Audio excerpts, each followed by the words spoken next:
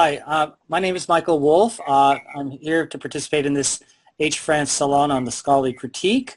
I'm a member of the History Department at Queens College City University of New York. In terms of review practices, I've been involved with H. France since 2004 as Chief Review Editor. Um, and I'll now pass it on to my other participants. Hello, I'm Penny Roberts from the University of Warwick in the UK. I'm here principally, I think, as co-editor of the journal French History, which I've been editor of for 6 years. About 15 years ago, I was also a reviews editor there, so I suppose I've seen the scholarly critique from a number of different angles, seeing others review, but also being reviewed myself. I'm a specialist in 16th century France. I'm Rob Schneider. I'm a member of the faculty of Indiana University. I'm currently a visiting fellow at Oriel College at Oxford. And for 10 years, I was editor of the American Historical Review. And I suppose that's my major basis of any expertise I have here. Obviously, the AHR is a major contributor in terms of the world of reviews. We aim for about 1,000 reviews a year, and I think having sort of overseen that, I have a good appreciation of all the dynamics and the logistics of that sort of process. Great. Well, we've had a chance to read through the dozen-plus essays that were collected on the subject, and given our own experiences, both reviewing books, reading reviews by others for many years, and looking at this from a variety of perspectives, is there any first thing that you would want to say that sort of jumped out or came out of your reading of the essays, or themes that seemed very salient to you that you think we would like to begin with? Well, there was one thing that jumped out in particular to me was the tension between the scholarly critique, the review as a vehicle for intellectual engagement and debate, for advancing the subject, and all the sort of positives of the reviewing process for us all, and yet that tension with the fact that it's seen of being considerably lower status than a lot of other intellectual endeavors, so that historians are sort of discouraged from doing reviewing, particularly as they get more senior and have other demands on their time, and yet at the same time we all recognize its value.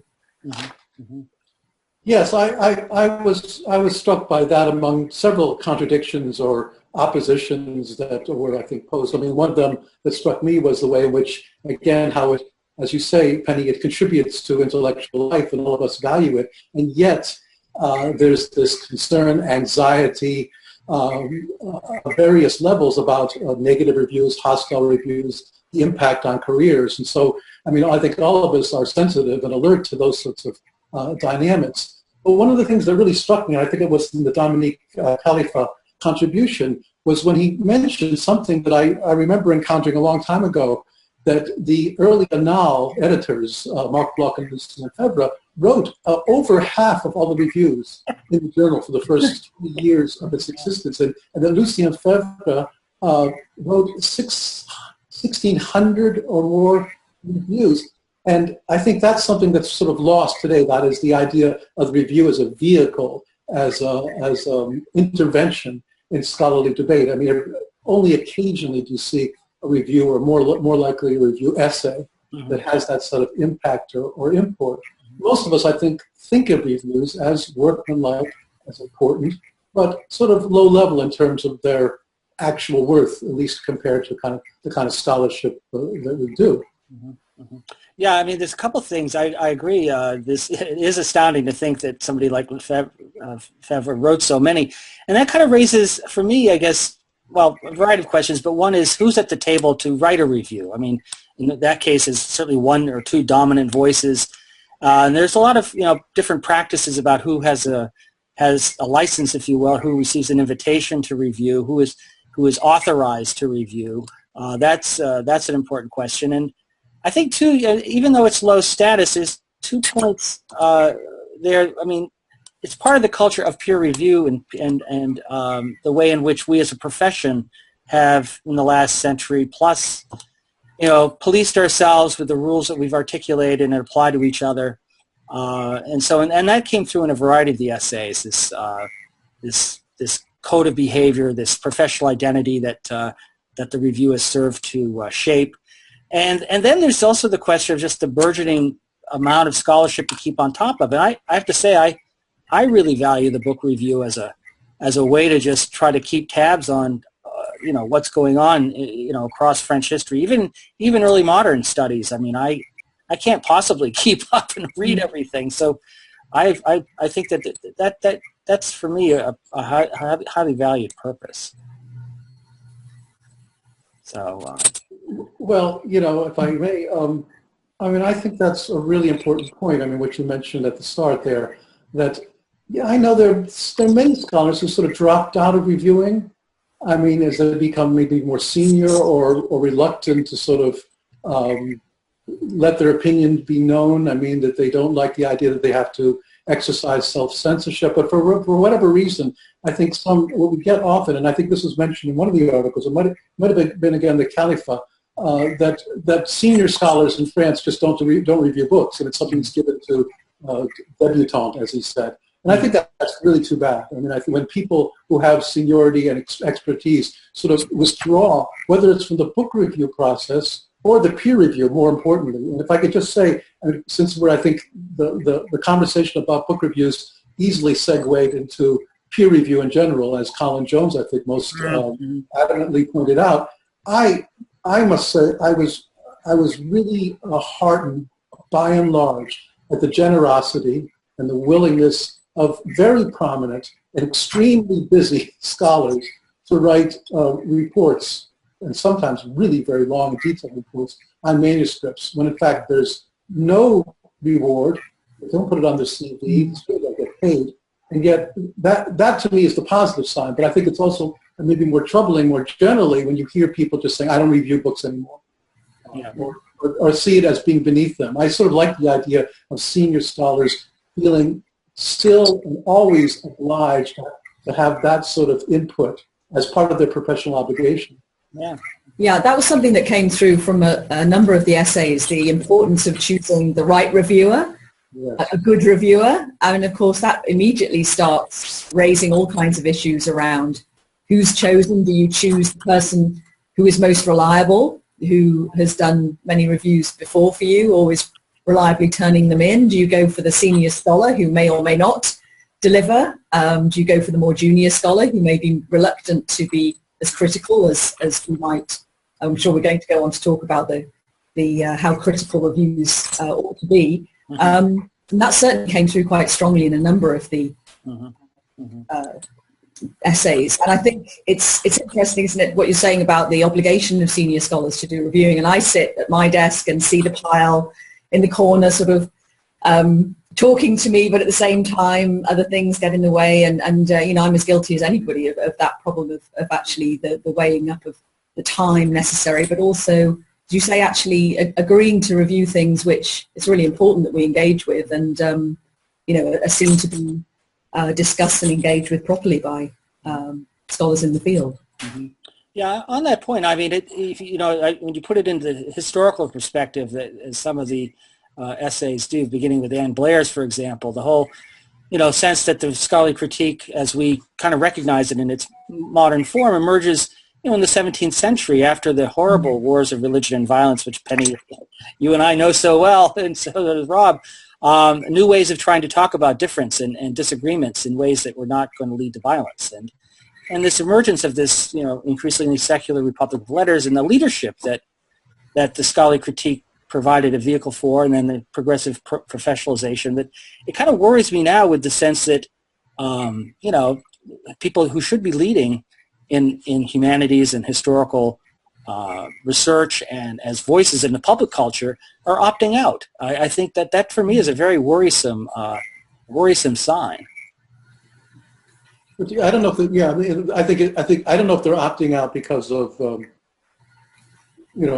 for other than just the reasons that they think that book reviewing is just beneath them. I do see, and I share this feeling, a reluctance to sort of get into sort of the digital kinds of exchanges, mostly typified by the blogosphere, where it seems still to be a kind of race to the bottom. That is to say, the most extreme, the most shrill sorts of interventions are the ones that prevail. And I think a lot of us feel like we just don't want to go there yet. I mean, that there aren't any mechanisms, or rarely are there mechanisms in place that which reproduce that sort of monitoring and sort of tacit sort of discretion, if you wish, about what the acknowledgement of what the boundaries are that Anne Blair pointed out as being put into place perhaps in the 16th century or thereabouts, and prevailing through professionalization. I mean, I think that's something we all have to wonder about.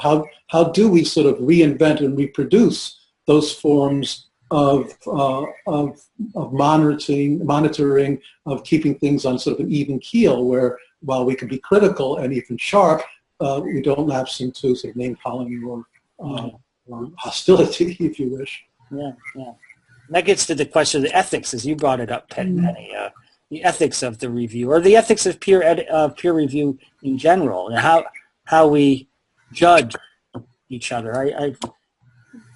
What do you see as the ethical dimensions of the review? It's interesting, isn't it, that these issues were raised around what the responsibility of the reviewer actually is in terms of, and I think it's a responsibility to the author they're reviewing, whether that's a book or an article. And there are mechanisms, of course, of different sorts when you're reviewing an article, perhaps. I mean, certainly in French history, we have two boxes, one for reviewers' comments to the editors, which can be a bit more brutal, if you like, and one to the author, which hopefully will be much more constructive. Just thinking about not just responsibility, I think, to the author, but also to the readership. Who's going to read the review? What the benefit for them is going to be of reading that review. There's a whole number of responsibilities to be thinking about, and I think that does mean that, ethically you've got to, really reflect on what the impact of what you're writing is going to be, and be careful in how you actually frame what you're saying, that it's both critical but constructively so, without being dismissive of different kinds of approaches, or that sort of bugbear of reviews where people really say, well, this is a book I would have written in a completely different way, and it becomes more about the reviewer than it does about the actual object or author, in the sense, being reviewed. Yeah, I mean, we all sort of notice and remember the hostile or extremely sort of phrased review. But in fact, when I think about the number of reviews that I've read or had a hand in at the AHR, very few of them were really quite critical. In fact, I sort of complained, not so much out loud, but sort of in-house, I sort of wish reviews were more engaging. They mostly were anodyne. And in fact, largely, I mean, because of what you said, Michael, most of us read reviews just to keep up. I mean, that's the basic, I think, service they provide, is to give us a sense of what's out there and whether we're really interested in it to read further.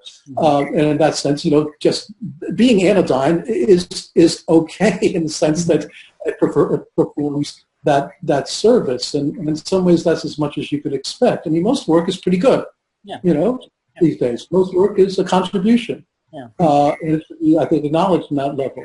When it becomes hostile or out of bounds, then we sort of notice it, then people complain, and then there are questions of, why did this happen? Was it warranted? What's sort of going on there? And people are very quick to sort of respond to it. And I think now, as opposed to sort of 25 years ago, you do, as several, I think, of the contributors mentioned, we do have the ability to talk back.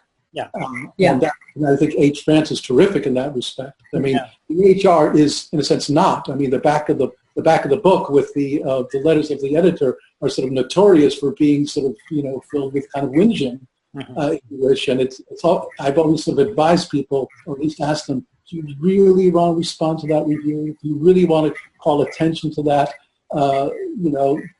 And my sense is that it's better to just let it lie, let it go. Yeah.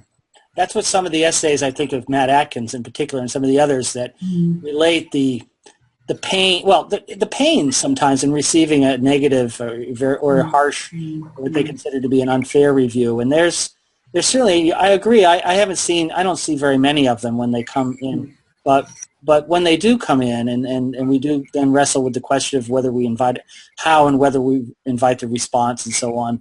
And usually that's driven, for H. France at least, if the discussion would be of interest to our readers. It's not just the sheer fact of a negative review triggers an automatic response. Even positive reviews that raise questions that we think are interesting. I just sent out a response invitation 2 weeks ago. The person who received it was cringed when she got my email thinking, oh no, I got a negative review. And I said, no, it was really very positive. There were just some really interesting questions raised at the end of it that we thought we'd provide an opportunity for you all to discuss. But that gets, let me get back to the sense of the pain that the negative review has. But I think it's a fine line too between the anodyne reviews, or as David Bell characterizes, the land of mush, where you read reviews that are just very workmanlike, and they just kind of, in chapter 1 we do this, in chapter 2 we do this, and it's just, it doesn't really go anywhere. So in some ways it's a fine line between having something that's constructive and maybe criticism in a positive way, but to avoid the land of mush, but not going so far as to inflict pain. That's a fine line, I think. Yeah, no, it is definitely. And I mean, the reviewee always, of course, focuses on the negative, no matter how much positive there may be in there. And that's just life. But I think I've only once in my time as editor at French History actually modified something that somebody said in a review of an article, which I think, again, says, this isn't that people aren't being critical. They are being critical, but they're doing it in such a way that scholars ought to be able to take it, I think, is what I would say. But this was quite a subjective expression of judgment that was being made, and could easily have caused offence. Whereas in most cases, I just allow the criticism to go through, and as you say, the authors have a right of response, and they're able to say as well whether they're prepared in that case to actually submit the article or to undertake the changes that are required or requested, or what they are prepared to do and what they're not. And so I think that's a very different process, isn't it, than the one of book reviewing. But the right of response, as you say, that H. France offers, and indeed the length of review, I think, as well, which allows reviewers to actually explore at length not just the contents and arguments in the book, but actually the sort of wider context, how it fits with scholarship more broadly and raising more interesting questions. I think so sort of length and also audience, I suppose, shapes what you're going to be writing. A number of authors also raised that, didn't they? The audience, the importance of who's being written for and how that shapes, whether you're thinking of it as your fellow academics or a more informed popular audience, which may shape a review in a very different way. Yeah, Margaret Attak's essay goes into that in particular. Yeah. Quite well. Yeah, I think that this question of crossing boundaries and speaking across disciplinary fields, which came up in a variety of essays, which poses, I think, a real challenge for the scholarly critique these days. I know at H. France we've been steadily expanding. We started with French history. We've been extending, art history, philosophy now, theory, religion. We're becoming more capacious. So what are some of your thoughts on this question of the boundaries and translation issues that came up? Yeah, I mean, I thought that was the most intellectually provocative, or at least one of the most interesting points raised by several of the pieces, the idea of crossing boundaries, not only in terms of disciplines, but also in terms of, academic cultures. I mean, I think Colin Jones and Dan Brewer, at least the two of them, perhaps more, sort of pose those two axes, if you wish, of boundary crossings that are really very interesting, and I don't think very easily sort of summarized in terms of, well, we should do this. I mean, one of the points that was made, I think this was by Dan Brewer, was a matter of going between disciplines.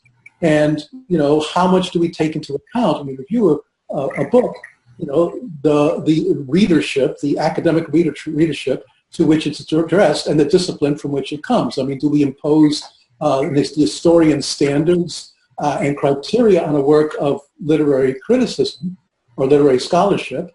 And that's one thing, and that's difficult because what those, is there one historical method? No. Is there one literary scholarly method? No.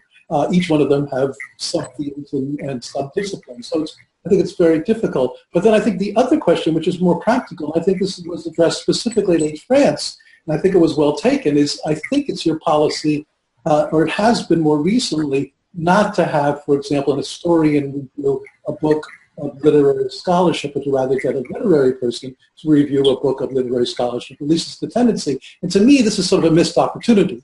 I mean, in some ways, I think it's safer. It probably results in less contention and misunderstanding across disciplines. But it seems to me that if H. France is going to be, no matter how capacious its reviews are, still an historical website of historical exchange of scholarship, it ought to sort of have, it ought to sort of take the position of the historical perspective in terms of looking at different disciplines as much as possible. I mean, at least that would contribute to the crossing of boundaries, which in fruitful ways, or at least in ways that contribute to that enterprise further. And I think that's very important, because I think all of us sort of wonder, well, how do you do this? Well, the only way we're going to understand how we do this is to do it and to see it. We're actually contemplating, based on some of these essays David and I have been talking, there's been some discussion among the board on selecting certain books to have multiple reviews written of from different perspectives, so that we actually would have this ability to see a book from two different, maybe even possibly three different vantage points. We do that a bit already in the forums, but we could be a little more intentional even with the book reviews as we look at that. But yeah, I mean, and in some ways too, this reflects the larger shifts going on in our profession and the humanities and the disciplines at our universities, the ways in which, I mean, I have to admit, I'm actually intrigued by interdisciplinarity and trying to get different groups together. Cognitive diversity is an interest of mine.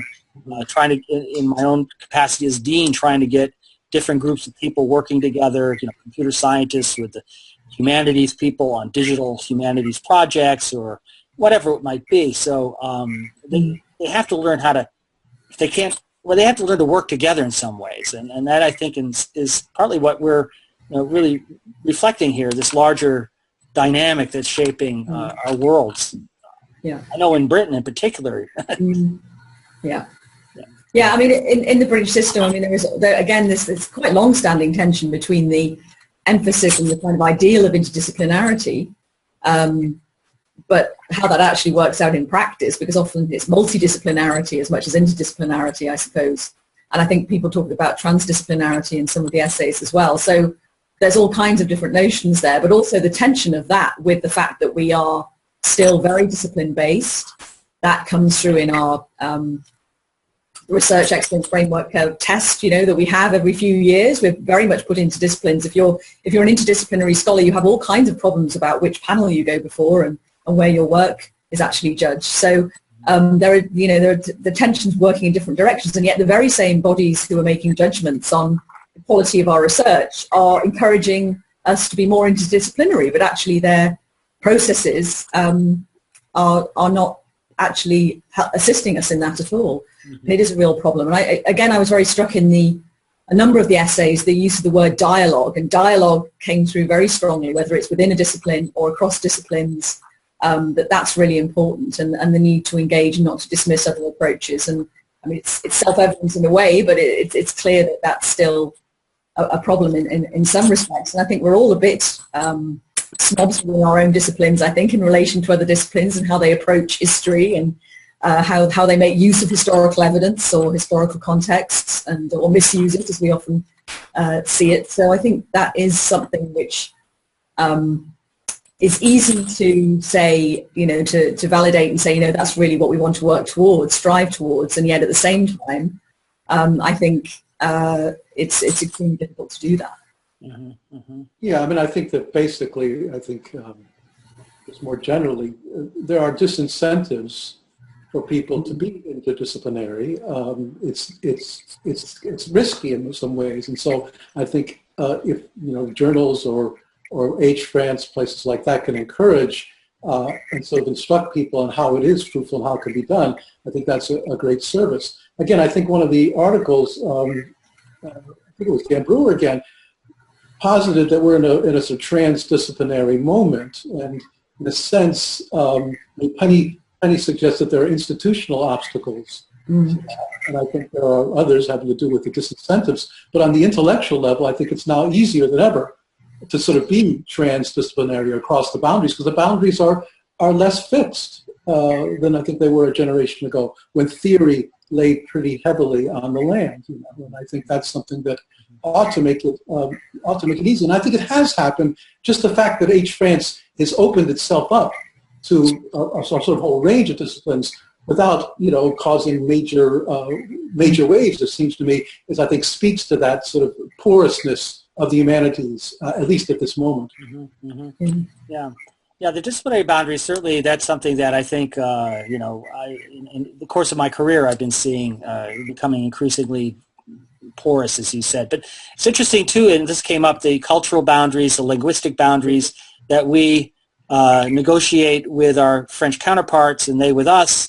And it was interesting, some of the essays suggesting, you know, early 20th century Anglophone, particularly American scholars, very much, you know, not even considered part of the conversation by the French. And now, in many ways, some of the essays, I think Dominique's suggests that the French research agenda is being driven by the Anglo-American scholarly community in many ways. And that's quite interesting to think.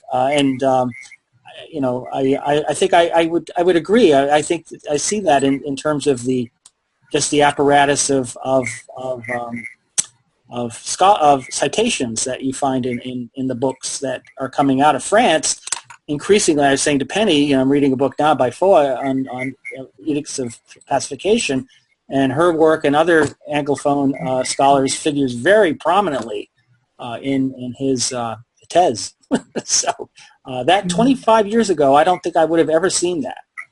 No, I think that's right. I mean, I think the French academic field has opened up a lot, but I think it's working both ways. I don't think that Anglo-American influences on France are greater than the French influence on the Anglo-American field, and I think again it's an issue of dialogue, I suppose, and I think we're all very much more open to external influences and different ways of doing things, and I think the idea of those divisions between the scholarship in different countries, I think, is quite old-fashioned, if I may say so.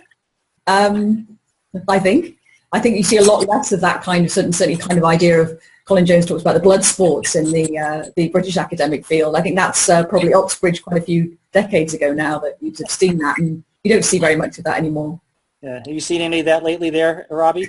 Well, no, I don't have an insider's view of it. I think that you see it more in either peer review, that is confidential peer review, or for letters of recommendation. I think that's still the case when it comes to the British, the American, the French have a very different tone and sense of language. Americans, I think we tend to inflate, just as we do with our students. We tend to inflate the praise, and that anything that's mildly, not even critical, but you know, a slight reservation is considered to be damning, so that you really better be careful of that. But I'd like to suggest something else that still is, I think, a difference, and even increasingly so, between at least the French and the U.S. and maybe the British as well. And that is the kinds of books that are being published. I mean, I'm sort of deeply involved in a lot of historical literary work in the early 17th century, which is just coming out in bagfuls. And it's really, really very good work. It's people associated with Christian Jouot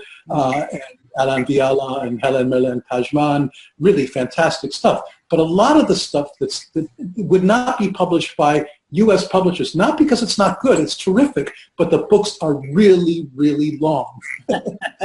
Really very big. I mean, not that there's no editing, but there seems to be no restraint and no restrictions in terms of cost. I think a lot of stuff is getting published that would have difficulty just being published. Sure. And I regret that in the U.S. So then the books come to us and they look different. Than the comparable book on a comparable subject written by U.S. or British scholars, because I think the commercial, even by university presses, as we all know, the commercial restraints are much more at hand there. And I think that's something that, you know, I don't know, as a reader, I'm sort of alert, because I know the French, I have to spend a lot more time with them. Their books are very, very long.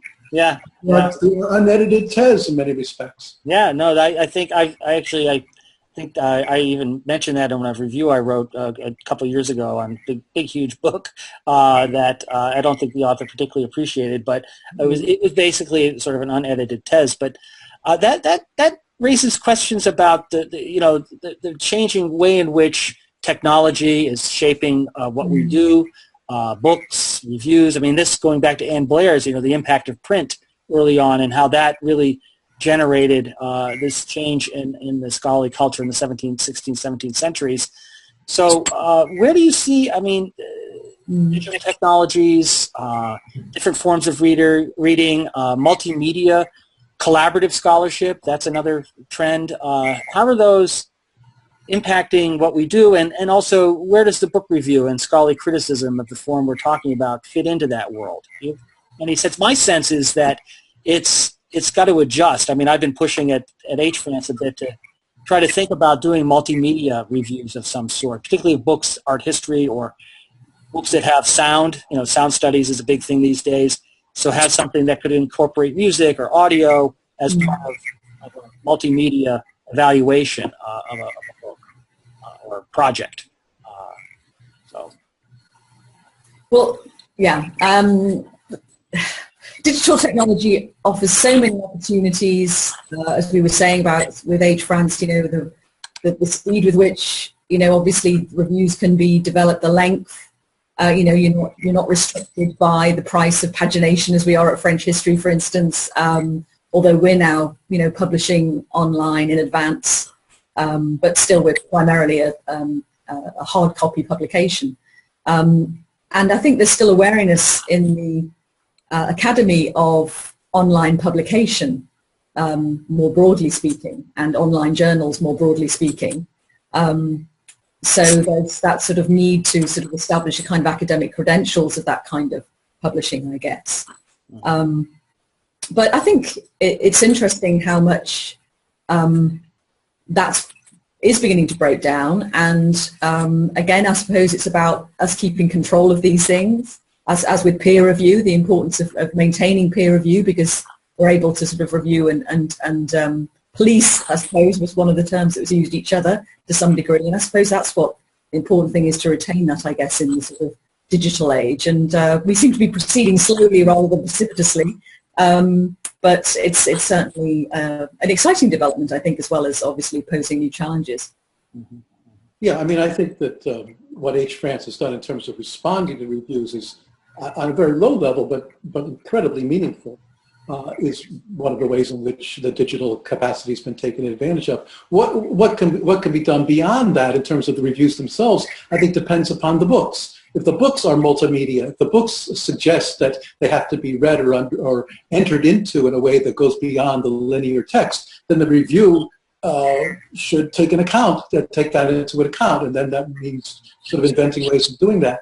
And again, on a much lower level, one of the things that I never did as editor, and this is going to be done by my successor, I'm sure, is stream reviews. In part, first of all, there's no reason why you have to sort of withhold them for the next issue. We come out 5 times a year, but still, if they're done, if they're edited, if they're ready, they should be released. I was reluctant just to do that because I wanted to make sure we did it the right way.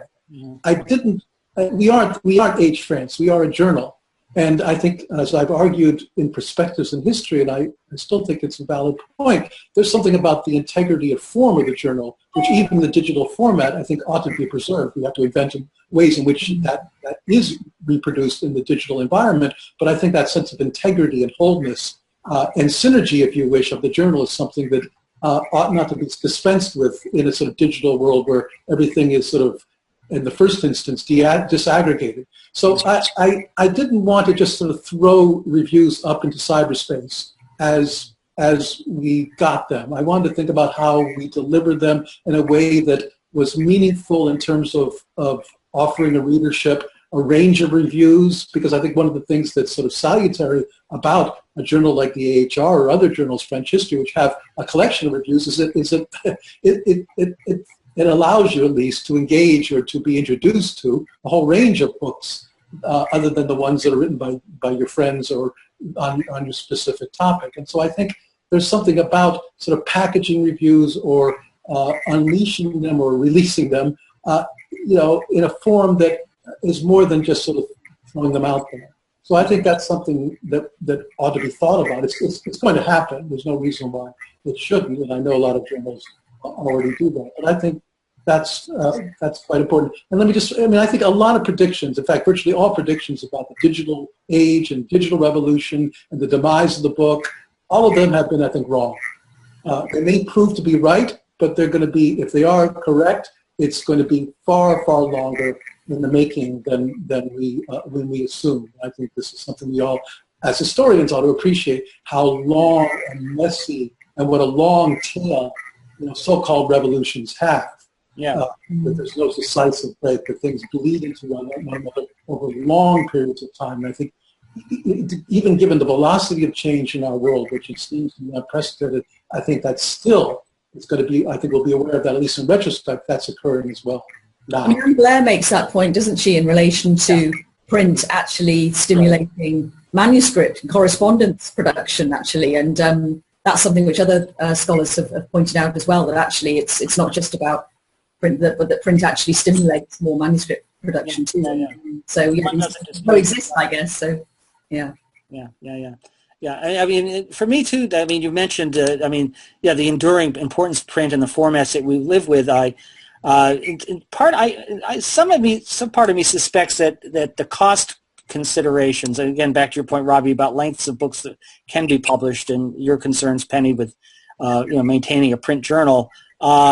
A lot of, I think, the print costs have been contained to some extent, to the extent they have been contained by outsourcing a lot of the production to India and parts of the developing world that many people who buy books aren't really aware of. The internationalized, globalized nature of book production in this age, and the huge conglomerates that really control most of the publishing world. But there, I think they've been able to keep costs somewhat contained. But university presses have had the hardest time adjusting to this because they value their independence. And then you have Amazon, of course, pushing for prices to stay low. So the margins are pretty tight in the print world. I just wonder how long they'll be sustained. So for me, I think that there's going to be that will drive innovation, I think, and the need to think about different forms of formats of scholarship, some that may replicate in a digital way what we are now used to in the traditional formats, or bring in new ones that get to another part of this question. I think we probably need to wrap up soon, but the need to reach a wider public, perhaps. I mean, I don't know. We're kind of all speaking to ourselves in this context of the scholarly critique, and some of us do make an effort to speak more broadly. But I wonder to what extent we, in our forms of dialogue, should be trying to incorporate a larger audience. I'm not sure we do that very effectively. No, I almost made that point about what's happening digitally is, in a sense, the reason it's not getting out of control is there's a limited number of us who are really interested, but that would be a very cynical thing to say, wouldn't it? But I think, I think you're right. But again, it's about how you reach different kinds of audience with different kinds of media, I guess, isn't it? And actually being aware of who you're talking to and engaging with that audience. I mean, I think it's hard to say, isn't it, to what extent you can reach a wider audience, particularly through things like book reviews, unless it's going to be in a format which is already like the sort of the Times Literary Supplement in England, for instance, which obviously reaches out to a much sort of more popular level. But then academics write their reviews in a very different kind of way as well. So you've got to think quite carefully about how these things are transmitted, I guess. Yeah. Yeah, I mean, if scholarship is going to continue to flourish, such as it is, I mean, book reviewing is going to have to be addressed to scholars at the first instance. I mean, otherwise there's sort of no point. I mean, there's going to have to be that kind of serious professional engagement with scholarship on its own terms, in terms of the discipline, in terms of the field, in terms of the intellectual stakes. Going beyond that is another issue and takes different forms. It's not going to be the task of scholarly journals, but it can be something that journals do, not for a wide readership, not the sort of David McCulloch readership, but say the readership of educated readers, or probably more modestly of people in the university or the humanities, which is still a significant population across the world. really millions of people. I mean, doing featured reviews, doing reviews which bring books together. I try to encourage writers of the feature reviews to think more the mode of either the TLS or the London Review of Books or the New York Review of Books, that is to sort of talk more generally about the books in the field and the place of the books in the field. The books chosen were presumably or hopefully those that address big issues and thus could easily fit that remit to address a wider readership of people who weren't just from that specific field. Mm-hmm. But reaching another wider readership in terms of journals is, I think, something that sort of for which the journal is not designed in a way. Yeah. On that, I mean, maybe I'll just conclude. This will be my concluding thought on this subject and the broader one of the scholarly critique. But something that I've been pressing David or bringing up with David and others at H-France for a while, and that is so far we've been talking mainly about the Anglophone, Anglo-American, French dialogue. But there are scholars, other parts of Europe, Asia, who are working on French history and French culture, and we never talk about what they're doing, and nor do they really ever, occasionally Italians, but ever get, or German, sneak in and say something about what we're doing. But I think we might want to think about trying to broaden this conversation to include our colleagues in other parts of Europe and also across Asia, in particular in South Asia as well, where there are lots of very large groups of scholarly communities doing work, which again we don't really know about, we don't talk about, but we should. I think we should try to make an effort to connect with them. And I think journals conceivably could be a place where some of that could be done. Yeah, if I could just say, go on. Oh no, I was going to say that at French History we do find that we're getting an increasing number of submissions from outside of the Anglo-American / French world. So it's so that's quite encouraging, although it's still very, very small numbers.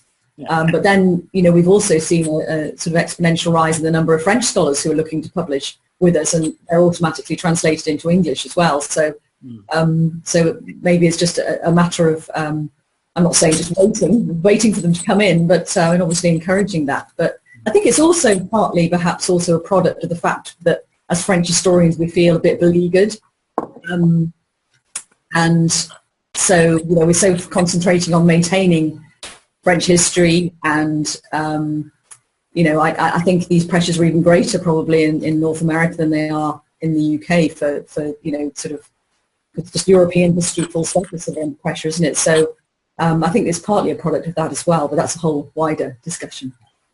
Yes.